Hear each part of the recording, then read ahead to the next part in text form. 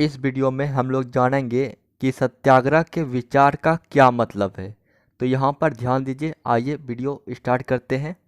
सत्याग्रह के विचार में सत्य की शक्ति पर आग्रह और सत्य की खोज पर जोर दिया जाता है। दोस्तों, आपने सुना होगा कि सत्य में बहुत ही ताकत होता है।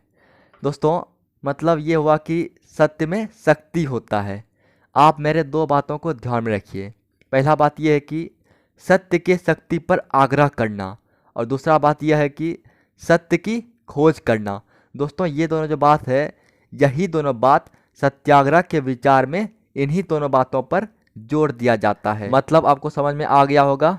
सत्याग्रह के विचार में कहा जाता है कि सत्य की शक्ति पर तुम आग्रह करो और सत्य की तुम खोज करो। आगे यहाँ पर ध्यान दीजिए। यहाँ पर इसका अर्थ यह है कि अगर आपका उद्देश्य सच्चा है, यदि आपका संघर्ष अन्याय के खिलाफ है, तो उत्पीड़क से मुकाबला करने के लिए आपको किसी शारीरिक बल की आवश्यकता नहीं है। दोस्तों, सत्याग्रह का अर्थ कहता है कि यदि आपका जो उद्देश्य है, ये उद्देश्य सच्चा है और आप जो संघर्ष कर रहे हैं वो संघर्ष अन्याय के खिलाफ है।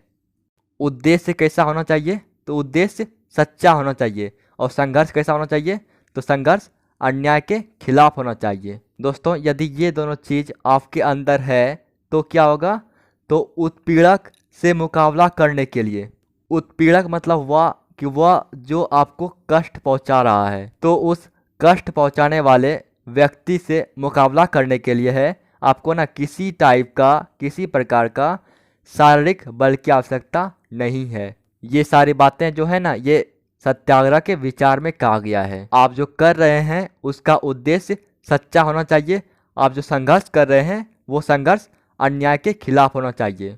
तो आपके सामने कोई भी आ जाए तो उससे मुकाबला करने के लिए आपको किसी भी प्रकार की शारीरिक बल की आवश्यकता नहीं है। यही बात कहती है सत्याग्रह का विचार। आगे देखते हैं और क्या क्या कहती है सत्याग्रह का विचार।